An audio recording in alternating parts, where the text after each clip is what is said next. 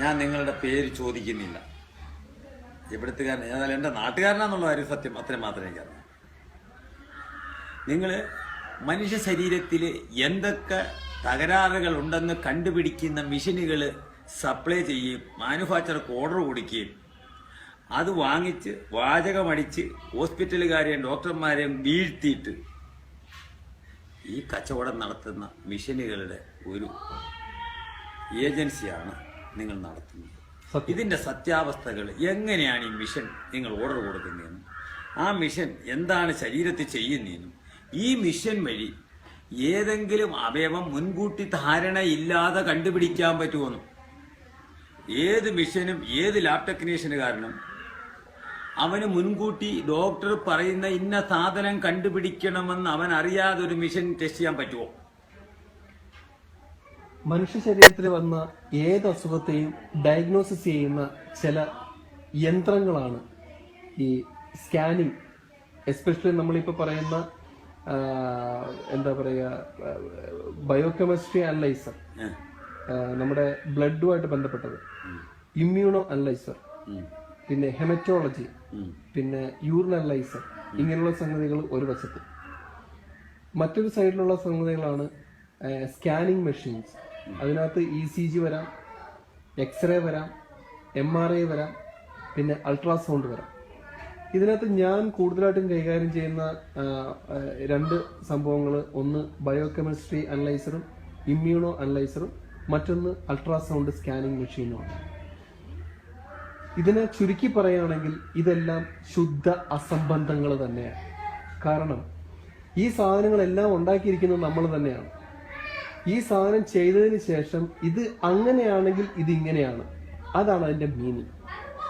അപ്പോൾ ശരീരത്തുണ്ടാവുന്ന ഓരോ, ഇപ്പം സ്കാനിങ്ങിനെ കുറിച്ച് പറയുകയാണെങ്കിൽ സ്കാൻ ചെയ്യുന്ന മെഷീൻ മാനുഫാക്ചറർ അതിന്റെ ഉള്ളിൽ ഏത് കൺട്രിയിലേക്ക് പോകണം എന്നുള്ളതിനെ കുറിച്ചുള്ള ഒരു ബേസിക് പാക്കേജ് അതിനകത്ത് ചെയ്തു വെച്ചിട്ടുണ്ട്.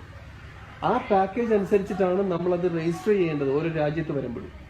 അപ്പോൾ ആ രാജ്യത്ത് വന്ന് രജിസ്റ്റർ ചെയ്ത് കഴിയുമ്പോൾ ഓട്ടോമാറ്റിക്കലി അവിടെയുള്ള എല്ലാ ഡീറ്റെയിൽസും മാത്രമേ അത് റീഡ് ചെയ്യുകയുള്ളൂ. അതനുസരിച്ചിട്ടാണ് ഒരു ഡയഗ്നോസിസ് ചെയ്യുന്നത് പോലും. അപ്പോൾ മനുഷ്യ ശരീരത്തിലുള്ള ഏതൊരു അവസ്ഥയെക്കുറിച്ചും അത്യാവശ്യം കാര്യങ്ങൾ കാണാന്നുള്ളതല്ലാതെ, ഏതെങ്കിലും കാര്യങ്ങൾ മനസ്സിലാക്കാന്നുള്ളതല്ലാതെ ഇതാണ് അസുഖമെന്ന് ഒരു മെഷീനും പറയുന്നില്ല. ഒരു മെഷീനും പറയാൻ സാധിക്കില്ല. അതിൽ നിന്ന് എന്തെങ്കിലുമൊക്കെ മനസ്സിലാക്കാനേ സാധിക്കുള്ളൂ. അത് റീഡ് ചെയ്യുന്ന ഡോക്ടർക്ക് അതിൻ്റെതായ കഴിവുണ്ടാവണം. ഇന്ന് പല ഡോക്ടർമാർക്കും ഇങ്ങനെയുള്ള കഴിവുകളല്ല ഉള്ളത്. ഞങ്ങളെപ്പോലെ ഇത് വിൽക്കുന്ന ആൾക്കാർ പറഞ്ഞു കൊടുക്കുന്ന അറിവുകൾക്കല്ലാതെ അതിനപ്പുറം യാതൊരു അറിവും അവർക്കില്ല. ഈ മെഷീനെ പറ്റി അവർ പഠിക്കുന്നുമില്ല. കാരണം അതിനുള്ള സമയം അവർക്കില്ല. അവരെ സംബന്ധിച്ചിടത്തോളം വരുന്ന പേഷ്യൻസിന് എത്ര എണ്ണത്തിന് കൂട്ടാവോ അത്രയും കൂട്ടുക, അതിനേക്കാൾ കൂടുതലായിട്ട് അവർക്ക് ബ്ലഡ് ചെയ്യാനുള്ള ആൾക്ക് ഓർഡർ കൊടുക്കുക, അല്ലെങ്കിൽ ECG ചെയ്യുന്നവരുടെ എണ്ണം കൂട്ടുക എന്നുള്ളതല്ലാതെ, കാരണം അവർക്ക് അത്രയധികം പ്രശ്നമുണ്ട്. അവരുടെ പഠിക്കുന്നുമില്ല. അവരുടെ മാനേജ്മെന്റിൽ നിന്നും അവർക്കുള്ള പ്രശ്നം അതാണ്. നിങ്ങളുടെ രോഗികളുടെ എണ്ണം കുറവാണ്, അത് കൂട്ടുക.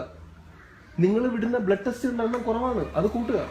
നിങ്ങൾ വിടുന്ന എക്സ്റേകളുടെ എണ്ണം കുറവാണ്, അത് കൂട്ടുക. അസുഖം ഏതെന്നുള്ളവരുടെ പ്രശ്നമല്ല. എല്ലാവർക്കും ടെസ്റ്റുകൾ എഴുതി കൊടുക്കുക എന്നുള്ളതാണ് മുഖ്യം. അത് ഏത് ടെസ്റ്റ് എന്നുള്ളത് നോക്കേണ്ട ആവശ്യമില്ല. ഒരു ക്വസ്റ്റ്യനോട് ചോദിച്ചോട്ടെ, ഈ എന്റെ കണക്കുള്ള അപ്പൊ ഈ ഡോക്ടർ ഒരു ലാബ് ടെക്നീഷ്യന് ഈ ശരീരത്തെ പറ്റി ഒന്നും അറിയാത്ത ഒരാളാണല്ലോ ടെസ്റ്റ് ചെയ്യുന്നത്. തീർച്ചയായിട്ടും. നിങ്ങൾ ഇത്രയും കാലം പഠിച്ചിട്ട് നിങ്ങൾക്ക് 30 ദിവസത്തോ 40 ദിവസത്തോ 45 ദിവസത്തോ ട്രെയിനിങ് തരികയാണ് നിങ്ങൾക്ക് ഈ മിഷൻ എങ്ങനെ വിൽക്കണമെന്ന്. അതിനപ്പുറം നിങ്ങൾക്കൊരു കാര്യം അറിയില്ല, ഒന്നും അറിയില്ല. പക്ഷെ നിങ്ങൾക്കിത് പഠിക്കാതെ അയാളെ പറഞ്ഞ് മനസ്സിലാക്കാൻ നിങ്ങളെപ്പോലെ ഒരാളാണ് ഈ ഡോക്ടറെ പോയി പഠിപ്പിക്കുന്ന അത്രയും നിങ്ങൾക്കുള്ള വിവരം പോലും ഈ ഡോക്ടർക്ക് ഇല്ല എന്നുള്ളത് സത്യമായിക്കൂടെ? ഇതിനകത്ത് ഏറ്റവും വലിയ ഭാഗ്യം എന്ന് പറയുന്നത്, രോഗികളെന്ന് പറഞ്ഞു വരുന്നവര് മണ്ടന്മാരും നമ്മൾ ഈ ഇടയ്ക്ക് നിൽക്കുന്ന ഡീലർ, ബിസിനസ് ചെയ്യുന്ന ആൾക്കാർ, ഡോക്ടർമാരുൾപ്പെടെ എല്ലാവരും നല്ല സ്മാർട്ടായിട്ട് ബിസിനസ് ചെയ്യുന്നവരുമാണ്. ഇവിടെ ഒരു രോഗിയുടെയും അസുഖം മാറുക എന്നുള്ളതല്ല മുഖ്യം. മാറരുത്, അസുഖം മാറരുത്. അവനെ പലതും പറഞ്ഞ് പേടിപ്പിക്കുക എന്നുള്ളതാണ്. പിന്നെ അവൻ നമ്മുടെ കയ്യിൽ നിന്ന് പോവില്ല. ഈ മെഷീൻസ് എല്ലാം കൂടെ കണ്ടു കഴിയുമ്പോൾ തന്നെ രോഗിക്ക് ഏറെക്കുറെ സമാധാനമാവും, ഇവന്റെ ഇതൊക്കെ ഉണ്ടല്ലോ എന്നുള്ളത്. ഇത് നമ്മുടെ കൾച്ചറിന്റെ ഭാഗമായിട്ട് മാറിയത് കൊണ്ടാണ്. ഈ പറയുന്ന മെഷീനൊക്കെ എന്റെ കയ്യിലുണ്ടെങ്കിൽ അതൊന്ന് വെച്ച് കഴിഞ്ഞാൽ എന്റെ രോഗം ഡയഗ്നോസിസ് ചെയ്തു, അതനുസരിച്ച് ഒരു ഡോക്ടർ എനിക്ക് അസുഖത്തിനുള്ള മരുന്ന് തന്നു, എന്റെ അസുഖം മാറും. ഇതൊരു വിശ്വാസമാണ്. അല്ലാതെ ഇതിനകത്തുകൂടെ അവനുണ്ടാക്കുന്ന പൈസയെക്കുറിച്ചോ അവൻ നമ്മൾ കബളിക്കപ്പെടുന്നതിനെ കുറിച്ചോ ആരും ചിന്തിക്കാറില്ല. ഒരു ചെറിയ എക്സാമ്പിൾ ഞാൻ പറഞ്ഞുതരാം. അൾട്രാസൗണ്ട് മെഷീൻ എന്ന് പറയുന്ന സംഗതി കൂടുതലായിട്ടും ഉപയോഗിക്കപ്പെടുന്നത് നമ്മുടെ ഗർഭാശയ ഈ ഗൈനക്കിന് വേണ്ടിയിട്ടാണ്. ഗർഭസ്ഥാവസ്ഥയിലുള്ള കുട്ടിയുടെ വളർച്ച കാണാനും അല്ലെങ്കിൽ അതിന്റെ എന്തെങ്കിലും കുഴപ്പങ്ങളുണ്ടോ എന്ന് അറിയാനും കൊള്ളാം, നല്ല കാര്യം തന്നെ. അതിനകത്ത് ഏറെക്കുറെ കാര്യങ്ങളൊക്കെ വ്യക്തമായിട്ട് കാണാനും പറ്റും. ഒരു കുഞ്ഞിന്റെ അവസ്ഥ എന്താണ്, അതിന് വളർച്ചയുണ്ടോ, എത്ര വെയിറ്റ് ഉണ്ട് അതിന് എന്നുള്ള കാര്യങ്ങളൊക്കെ ഏറെക്കുറെ മനസ്സിലാക്കാൻ പറ്റും. പക്ഷെ ഈ പറയുന്ന കാര്യങ്ങളെല്ലാം ഇത് അതിനകത്ത് പ്രീ ലോഡഡ് ആണ്. ഈ ഇൻഫർമേഷൻസ് എല്ലാം അതിനകത്ത് പ്രീ ലോഡഡ് ആണ്. അതിനകത്ത് വെച്ചിട്ട് അതാണെങ്കിൽ ഇതല്ലെങ്കിൽ അത് എന്ന് പറയുന്ന രീതിയിലുള്ള റിസൾട്ടുകളാണ് വരുന്നത്. അപ്പൊ ചിലപ്പം ഈ പറയുന്ന കാര്യങ്ങൾ ചിലപ്പോൾ ശരിയാവണമെന്നില്ല. ഒരിക്കൽ എൻ്റെ ഒരു ഫ്രണ്ടിന് അനുഭവം ഉണ്ടായി. അയാളുടെ കുട്ടി പെണ്ണാണെന്ന് പറഞ്ഞ് സ്കാനിങ് റിപ്പോർട്ട് കൊടുത്തു വിട്ടു. ഇന്ത്യയിൽ അത് സമ്മതിക്കുന്നില്ല, പുറത്തെ കാര്യമാണ് ഞാൻ പറയുന്നത്. പെണ്ണാണെന്ന് പറഞ്ഞ് സ്കാനിങ് റിപ്പോർട്ട് കൊടുത്തു വിട്ടു. പ്രസവം കഴിഞ്ഞപ്പോൾ കുട്ടി ആണാണ്. ഇത് ഏതിന്റെ കുഴപ്പം? മെഷീന്റെ കുഴപ്പമോ അതോ ഗർഭം ധരിച്ച അമ്മയുടെ കുഴപ്പമോ? അപ്പൊ ഇതാണ് ഇവിടുത്തെ സ്കാനിങ് മെഷീൻ കൊണ്ടുള്ളത്. സ്കാനിങ്ങിൽ നോക്കിയപ്പോൾ പെൺകുട്ടിയും ജനിച്ചപ്പോൾ അത് ആൺകുട്ടിയുമായിട്ട് മാറി. അതാണ് സംഭവം. പിന്നെ മറ്റൊരു കാര്യം, ഗർഭാവസ്ഥയിലുള്ള അവസ്ഥയിലുള്ള ഒരു കുട്ടിയുടെ ചിത്രം എടുത്ത് കൊടുക്കുന്ന ഒരു സമ്പ്രദായമുണ്ട് ഇവിടെ ഈ അൾട്രാസൗണ്ട് കുടുംബത്തിൽ. അതിന് ഉദ്ദേശം ഇതാണ്, നമ്മുടെ മാതാപിതാക്കളുടെ ഒരു ആങ്സൈറ്റി ഉണ്ടല്ലോ, എന്റെ കുഞ്ഞിനെ കാണണം എന്നുള്ളൊരു മോഹം, അത് സാക്ഷാത്കരിക്കാൻ വേണ്ടിയിട്ട് ഒരു ഫോട്ടോ എടുത്ത് കൊടുക്കും. അപ്പം ഗർഭസ്ഥാവസ്ഥയിലുള്ള എന്റെ കുഞ്ഞിന്റെ ഫോട്ടോ ഇതാണെന്ന് പറഞ്ഞു കൊടുക്കാറുണ്ട്. ഏറ്റവും വലിയൊരു ട്രേഡ് സീക്രട്ടാണ് ഞാൻ ഈ പറയാൻ പോകുന്നത്. ഈ മെഷീൻ വിൽക്കുന്ന എന്നോട് കമ്പനിയിൽ നിന്നുള്ള അതിന്റെ ഒരു വളരെ ഓതന്റിക് ആയിട്ടുള്ള ഒരാള് ചെവിയിൽ പറഞ്ഞൊരു കാര്യമാണ് ഞാൻ ഈ പറയാൻ പോകുന്നത്. നമ്മുടെയൊക്കെ മെഷീന്റെ ഉള്ളിൽ ഇരിക്കുന്നത് ഓരോ രാജ്യത്തെയും ഉള്ളിൽ കിടക്കുന്ന ഫീറ്റലിന്റെ കുറെ ഫോട്ടോകളുണ്ട്. ഈ ഫോട്ടോയിൽ ഒന്നാണ് ഈ എടുത്തു തരുന്നത്. അല്ലാതെ യഥാർത്ഥത്തിൽ നിങ്ങളുടെ വയറ്റിൽ കിടക്കുന്ന കുഞ്ഞിന്റെ പടമല്ല. ഇത് അൾട്രാസൗണ്ട് മെഷീൻ മാനുഫാക്ചർ ചെയ്യുന്ന കമ്പനിയുടെ വളരെ ഓതന്റിക് ആയിട്ടുള്ള ഒരു പേഴ്സൺ എന്റെ ചെവിയിൽ പറഞ്ഞ കാര്യമാണ്. അതുകൊണ്ട് തന്നെയാണ് ഞാൻ ഈ ക്യാമറ എന്റെ പുറകിൽ വെക്കാൻ ഞാൻ നിർബന്ധം പിടിച്ചതും എന്റെ പുറകിൽ വെക്കേണ്ടി വന്നതും എന്റെ മുഖം കാണിക്കാത്തതും. കാരണം എനിക്ക് ഈ മെഷീൻ വിറ്റിട്ട് വേണം ജീവിക്കാൻ.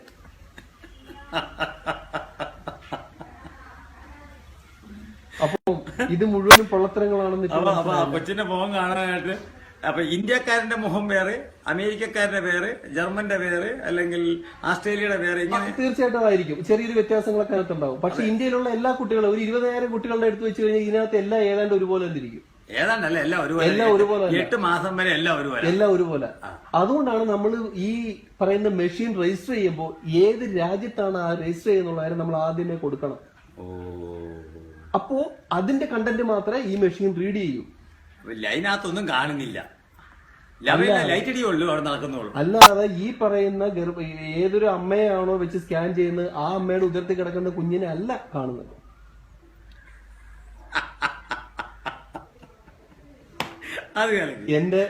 ഇതെന്റെ കഞ്ഞുകുടിയുടെ പ്രശ്നമാണ്, ബാക്കിൽ വെച്ചിരിക്കുക, ആഹാരത്തിന്റെ പ്രശ്നമാണ്.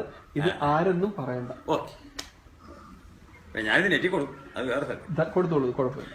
ഇനി ഞാൻ ചോദിക്കുന്നത്, മുൻകൂട്ടി ഒരു വിധി ഇല്ലാതെ ഒരാൾക്ക് ഏതെങ്കിലും അവയവത്തിന്റെ സ്കാനിങ്ങിനകത്തൂടെ ചെയ്തിട്ടോ അല്ലെ ഏതെങ്കിലും മെഷീൻ ഉപയോഗിച്ച് രോഗനിർണയം നടത്താൻ പറ്റുമോ?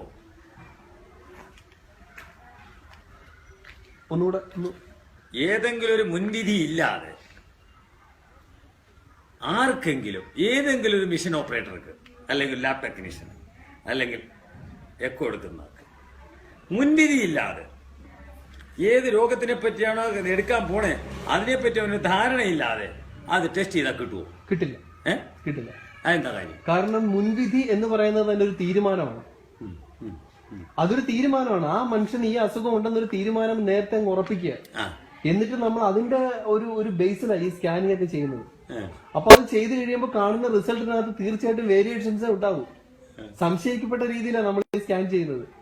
അപ്പൊ അസുഖം ഉള്ളവനാണോ മരുന്ന് കൊടുക്കുന്നത്, അസുഖം ഇല്ലാത്തവനാണോ മരുന്ന് കൊടുക്കുന്നത് അറിയാൻ പറ്റില്ല. മരുന്ന് കൊടുത്തു കഴിഞ്ഞാൽ എന്തായാലും അവന് അസുഖം ഉണ്ടാകുമല്ലോ. അപ്പൊ പിന്നെ സമാധാനമായില്ലേ?